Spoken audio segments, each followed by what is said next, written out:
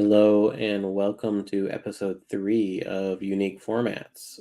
Today we are going to get into some trades from my 32 team leagues, my 32 team leagues, and also a viewer question as well. So without further ado, let's get into it. So our first team comes from my 32 team best ball league.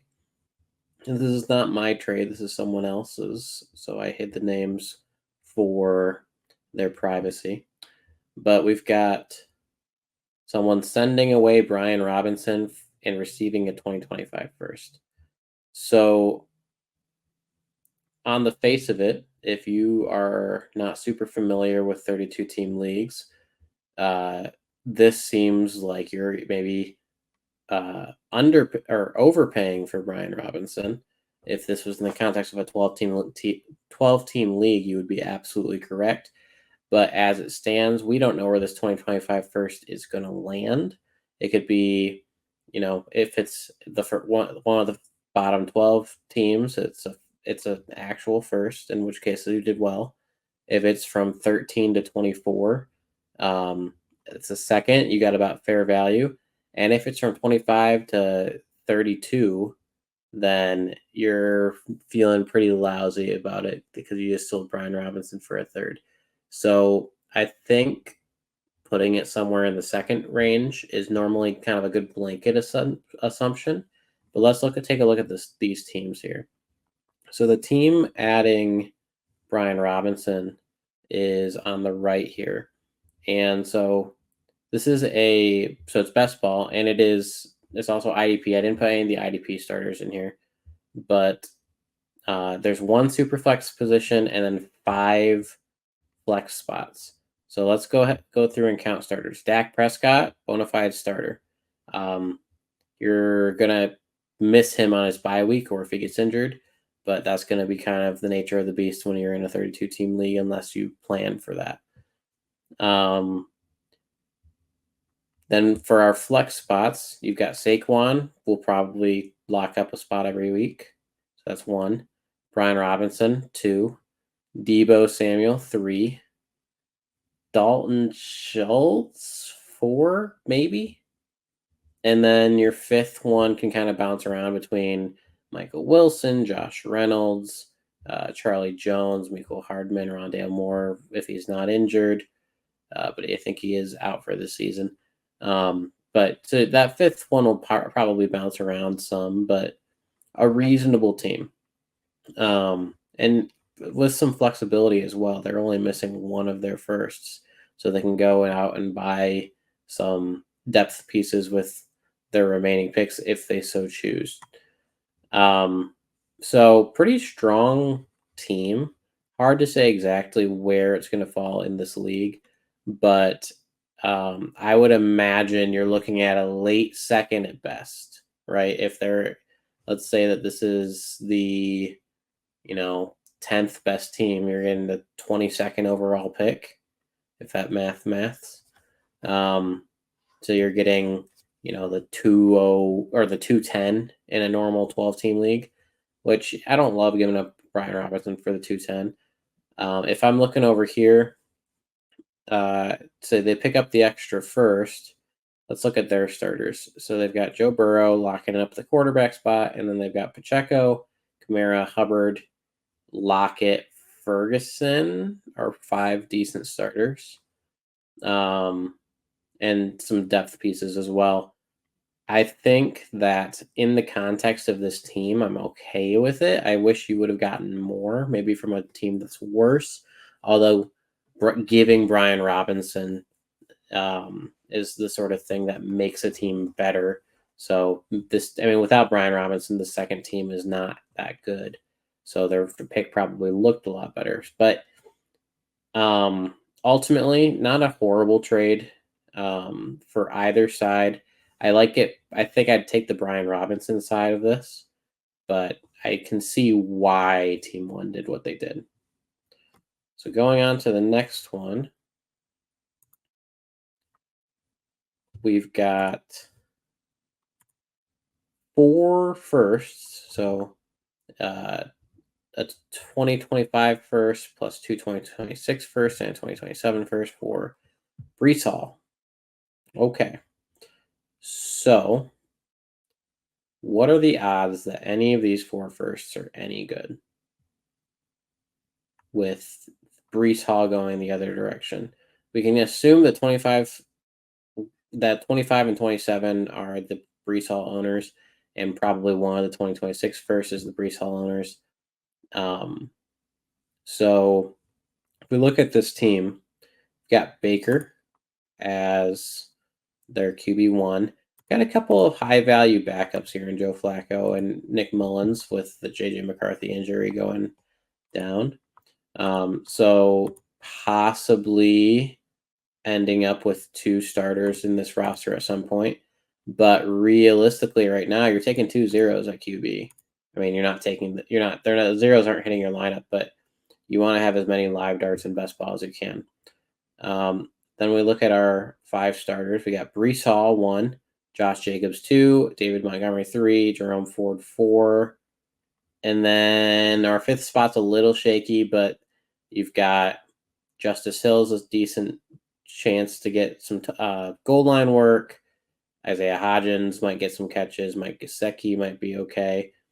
I'd say overall, this first is going to be pretty late. I mean, you've got 4 very good running back starters. Baker Mayfield is serviceable, and he's got a little bit of QB depth to where, Flacco was very serviceable in relief of Deshaun Watson last year, and we know Anthony Richardson is chronically injured. So, I mean, the Brees Hall owner went and sent away 4 firsts to get Brees Hall, and that's the sort of thing that you would love to get this deal in a 32 team league, right?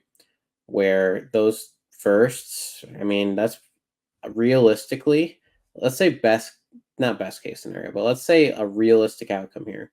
Maybe you're getting a late first, 2 late seconds, and a third and an early third, which I'm not super pumped about that trade. But, you've got variance here, right? If even one of these stud running backs go down, or if Baker Mayfield goes down with no Flacco or Mullins playing yet, this team falls apart really quickly. So you're taking the bet that something's going to happen, and that those 26 and 27 firsts are probably going to be better because, running backs 3 years from now, who knows? So this team's sending away the 4 firsts, or it's gaining the 4 firsts. If you look, actually doesn't still have any of those firsts, so they had to have gone and used them elsewhere. But their team, they've got Caleb Williams as their starting QB, Andy Dalton as a nice backup QB to Bryce Young, might see some play if Bryce Young continues to stink. And then let's look at our 5 starters. So Aaron Jones, that's 1, Devin Singletary 2, Stephon Diggs 3, Rashee Rice 4, Jacoby Myers, Jerry Jeudy, Brandon Cooks, Tyler Conklin, Taysom Hill, Will Dissly. There's a good chance he's got that 5th starter here somewhere. So you're giving up your Brees Hall spike weeks, right? But you've got enough depth pieces to where I'm kind of okay with it. But also he doesn't have the firsts anymore, which is probably why he has this depth. He's probably gone and traded for a lot of this stuff for firsts and such. So I don't know. Give me the Brees Hall side of this for sure. So this is the same Brees Hall team for the next one. Sorry. So this is the same team that just bought. It's actually both of the same teams. So we've got both of the same teams doing a second trade. So this is how Devin Singletary and Dwayne McBride switched teams, I suppose. Devin Singletary, 25 second and a 26 second receiving that. And so team 1 gets Singletary in 2 seconds, and they send McBride in 2 firsts. So you're upgrading McBride to Singletary at the cost of a second to a first 2 times. Yeah, I mean, Dwayne McBride is kind of a nothing burger in this, as far as I'm concerned, right? I think if we're looking at this, if you're the second team and you're getting 2 firsts for Devin Singletary and 2 seconds, those seconds we've kind of established are probably mid to late seconds, which are borderline useless. That's equivalent to 4th and 5th round picks. Those firsts coming off of this team may be mid. So let's call this 2 normal seconds and Dwayne McBride for Singletary and 2 fourths. And I take the Dwayne McBride side of this, I think. So I think this second manager has won back-to-back trades with the Breece Hall trade and then the Devin Singletary trade. I think he got the better side of both deals here. So now we're going to get into a viewer question. So I don't have all of the information here, so we're going to do our best. But so we've got Rich Cracker. He has a 32-team league. During his startup, he traded away his 25 first.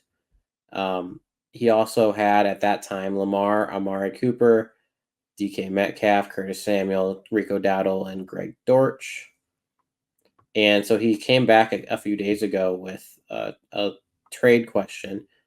And so he asked this is lineup 32 teams, start 5, 1 QB, PPR, 2.0 tight end premium, 5-point passing touchdown. I just realized I didn't do the format for the last one, but it was best ball, start 6, with all the flexes, I think I said. But it's technically not super flex. It's 1 QB, but it's super flex instead of the QB spot. Anywho, so back to this trade. So he's asking, he thinks that he's rebuilding. I'm not sure with this team why he thinks he's rebuilding, so there's probably some information I'm missing here. But with this information, would you send Lamar and Amari Cooper for Drake May, his own 25 first back, and K. Dotton? So obviously the goal of this is to get his own 25 first back. If he's confident that it's early, where if it's a top 5 pick, right? If it's the 102, then you can kind of cancel the first and Lamar out, maybe. I don't feel great about that. But although you think about it, would you send Lamar for Caleb Williams? No, you wouldn't. So let's call it Lamar for the first and K. Dotton, maybe. Feels gross too. And then Drake May for Amari. My initial impression to this is that I hate to give up Lamar in a 1 QB start 5, because that's the sort of hammer that you don't get back. And we haven't seen Drake May play a snap of regular season football, but he has not looked particularly good in training camp or in the preseason as of yet. So he may just be one of those mid-tier QBs. So at what point, if the whole point of this is to get your 25 first back, right? Let's call it the 101. Let's call it the 101. Would I rather have Lamar Jackson in perpetuity in this sort of a format, or the 101? Give me Lamar, right? Would I rather have Amari Cooper or Drake May and K. Dotton? So, I mean, we don't need Drake May in a lineup league if we've got Lamar, probably. So, Amari Cooper just easily clears K-Dot, and it's about even value to Drake May probably as far as production. Maybe not youth, but I don't know. I think I'm holding on to Lamar and Amari. I don't want to take the chance on Drake May because this is the sort of league where if you make a move like this and Drake May is Mac Jones 2.0, then that's how teams get orphaned, right? Where this team is just so hard to come back from a move like that. Even with the 101 coming back, right? So I think I prefer to just keep Lamar here. I'm not sure why he says he's rebuilding. Maybe he's traded off like DK already. And we didn't even have his full team because he was mid startup. But yeah, I'd say stick with the side you have personally. But I understand the value of going after your own first, and I applaud the other manager for asking a lot for the first if he knows it's early and it's your first. You're going to pay a little extra for it. All right, so going into our next one. This is now back to one of my leagues. This is now a lineup league, 32 team, start 6, super flex, but not really. It's 1 QB, but it's super flex, right? PPR. It's tiered PPR, so it's 0.5 per catch for running backs, 1 no for wide receivers, 1.5 for tight ends, 6-point passing touchdown, lots of first down stuff, lots of completion stuff, there's point per carry, so there's a lot going on here. This team 1 on the left goes on a bit of a buying spree. You can see their team is kind of nuts. So this one is not all flexes. This one is 1 running back, 2 wide receivers, 1 tight end, 1 flex, 1 super flex. Okay. So Kyler Murray takes that super flex spot. Bijan is the running back. Devon Achane is your flex. Nico Collins and Demario Douglas are your 2 wide receivers. And Taysom Hill probably rocks as your tight end 1. You kind of count on the spike weeks, but you can put in Colby Parkinson if you want more of a floor. So he's going on a buying spree. So he picks up Nico Collins in this deal. He sends away Aiden O'Connell. This is a while ago, so this is probably when there was still some hope that he would be the starter. And Xavier Worthy for Nico Collins. So I am smashing the Nico Collins side here. Nico Collins has looked very good. X-Worthy's looked very good as well, but especially when you take in the context of this second team, that Aiden O'Connell doesn't start as of right now, and he has no starting QB. And so, I mean, and he ends up trading away Xavier Worthy in a trade we see later. But yeah, I mean, give me the first team's side here. Team 1, in my opinion, is probably a top 5 team in the league. So there's a good chance that, I mean, and Nico Collins is a big part of that. So I think they smashed this deal. This was an excellent deal for them. They then go on to buy Demario Douglas, their second wide receiver, for a 2027 first. And I think this is a very good deal for the team on the left. They need a reliable wide receiver too. I think Demario Douglas can be that. And their 2027 first theoretically should be pretty late because they've got a lot of young pieces here. From Team 2's side, they've got Patrick Mahomes as their starting QB. They've got a lot of youth here. When I was putting their stuff in, their taxi squad is actually Blake Corum, Trey Benson, and Ricky Pearsall. So they're not even going to be starting those players this year. So I think this trade makes a lot of sense for them because they're sending away an unsure bet in Pop Douglas for some future capital, even though it may not be great future capital. It's it's not exactly. It's hard to project things 3 years out, right?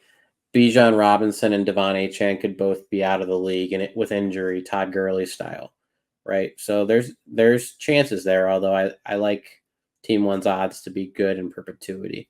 So, but Team Two, they've got some long term bets in here with Blake Corum, Trey Benson, Lad McConkey, Ricky Pearsall.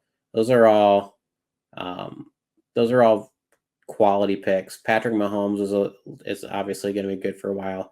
Cooper Kupp doesn't really jive with the ethos of this team as far as being young and kind of pushing to the future.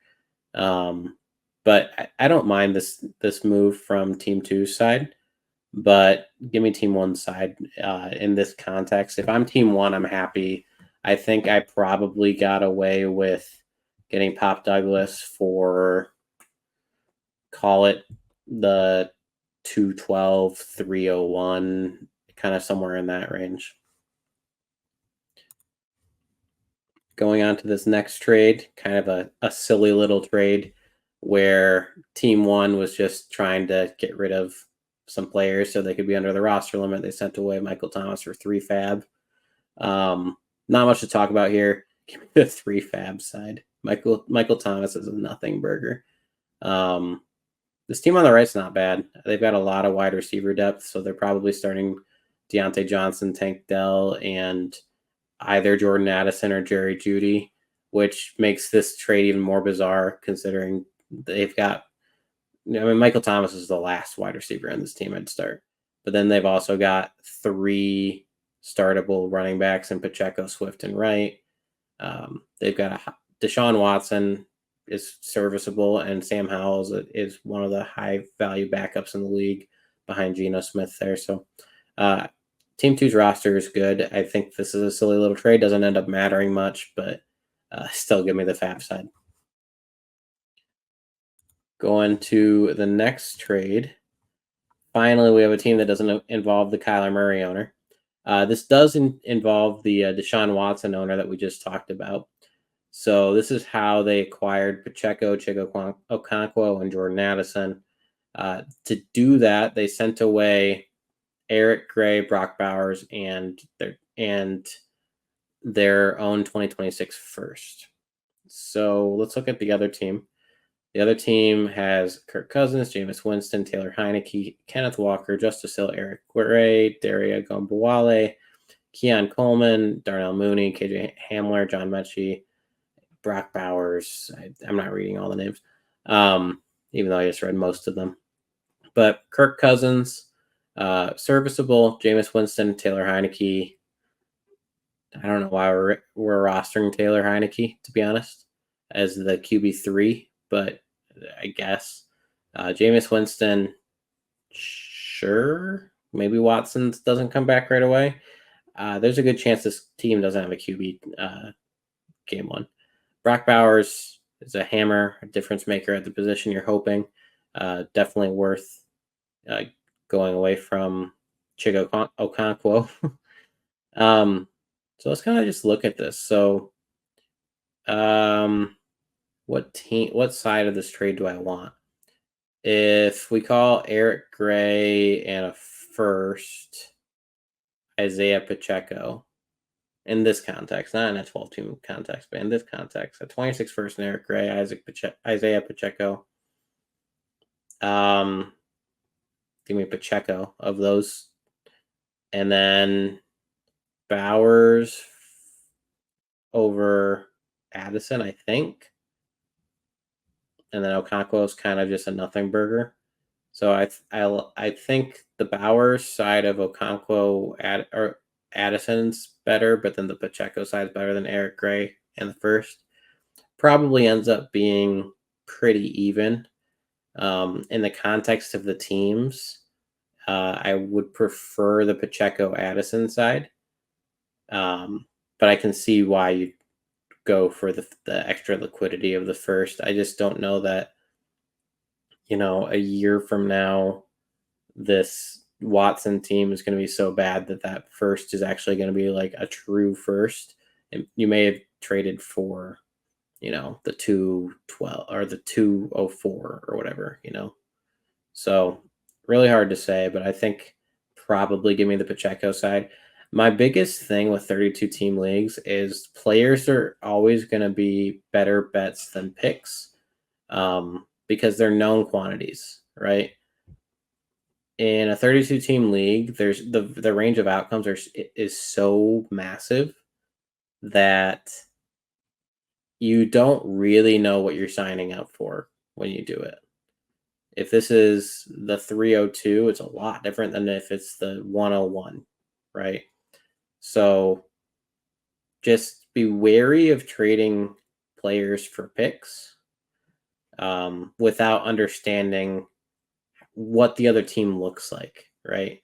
This is why I'm trying to put both sides of a team in here, because it's so hard to decipher these picks without the context of the teams. Going on to this next team, we get the Deshaun Watson team back again. This is where they're buying Tank Dell and Jalen Wright. They sent away Adonai Mitchell and their 2025 first. So the 2025 picks are a little bit more of known quantities, right? You can kind of guess where they're going to be. That 2025 pick, I'd say, is probably going to be somewhere in the late second range, maybe like a 208 kind of a vibe. So let's call it that. So Adonai Mitchell and the 208 for Tank Dell and Jalen Wright. Tank Dell and Jalen Wright side smash all day. Another way of looking at this, Adonai Mitchell and a first for Tank Dell. I'll probably take Adonai Mitchell in the first, but then not by enough that Jalen Wright isn't. I mean, Jalen Wright's going to smash, theoretically. I mean, he looks explosive in his preseason games. He's got the profile of everything Miami likes to do. So especially if someone ahead of him goes down, you love to see that. Looking at this team on the left here, they are very clearly going very heavily into the Colts. Their kind of their differentiator here is that they are trying to stack Richardson with his weapons. So they've got Richardson with Josh Downs and Adonai Mitchell. Rome Odunze is also on this team, which is interesting. Lots of backup QBs, which I'm not super a fan of, but I think Stetson Bennett and Malik Willis are on the taxi squad. And I'm more okay with the backup QBs in the context of lineup anyways, but I don't know that any of those three are super worth rostering. So it's a little bit of a fine line to walk. I think this team on the left is not super competitive, but you can see they've got 3 extra 25 first, so they've got 4 picks in 2025, so surely one of them should pan out. We're going to stick with this Anthony Richardson owner for this next one. So he sends away Brian Thomas in exchange for Wan'Dale Robinson, Josh Downs in 2025 first. This is how he acquired one of those firsts, and obviously Robinson and Downs. This feels about even to me.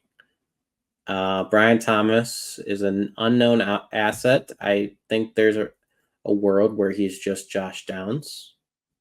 Josh Downs is a solid enough player.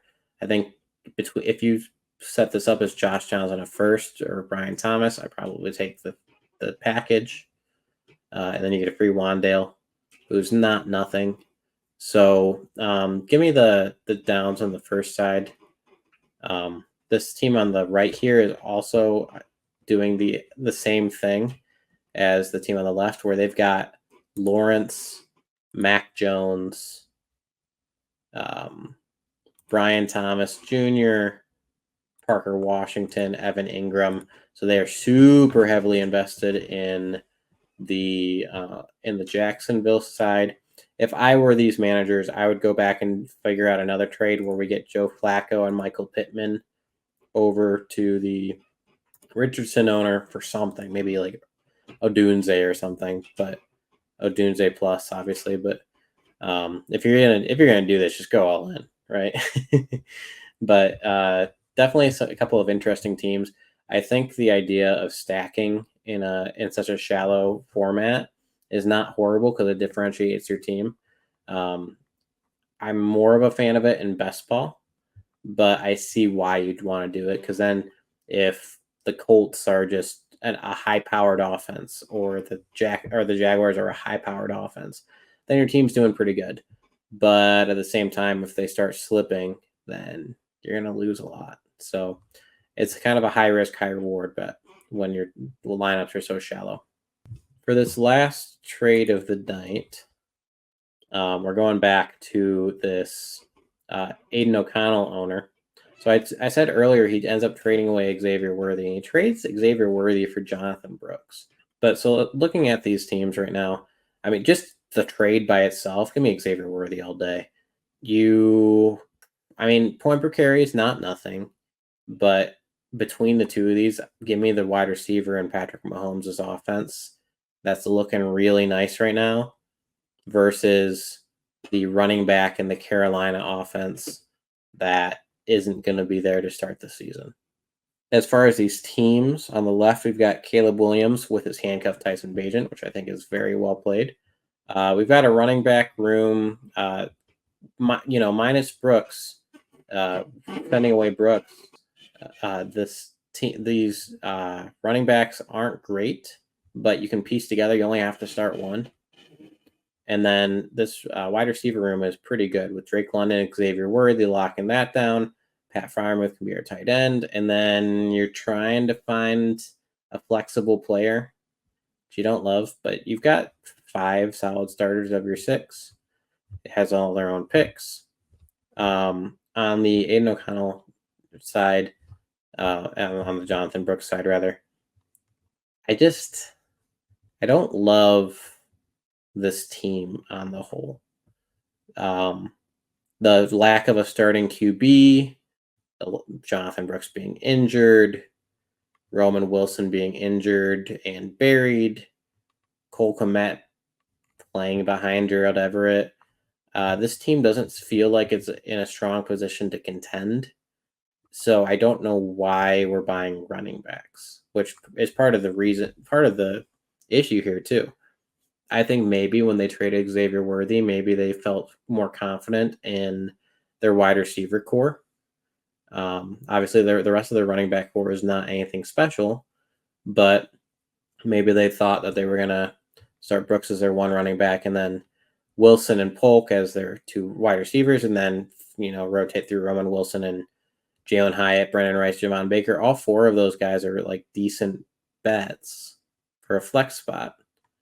I just don't see this team doing super well. So I'd prefer to figure out a way to build around Garrett Wilson, maybe Jalen Polk, and just ship the rest of it off for picks or something, or for other appreciating assets. But that's just my 2 cents. So that's going to be the last trade that we'll go over today. If you want to get your trade reviewed, your unique format trade, send me the trade and your sleeper username so that I can go in and look at the format and look at the 2 teams involved for the rosters. I'd be happy to answer any of those questions in a format like this. If you just send me that info. With that, we are at the end of the show, and don't forget to like, comment, and subscribe. Thanks, guys.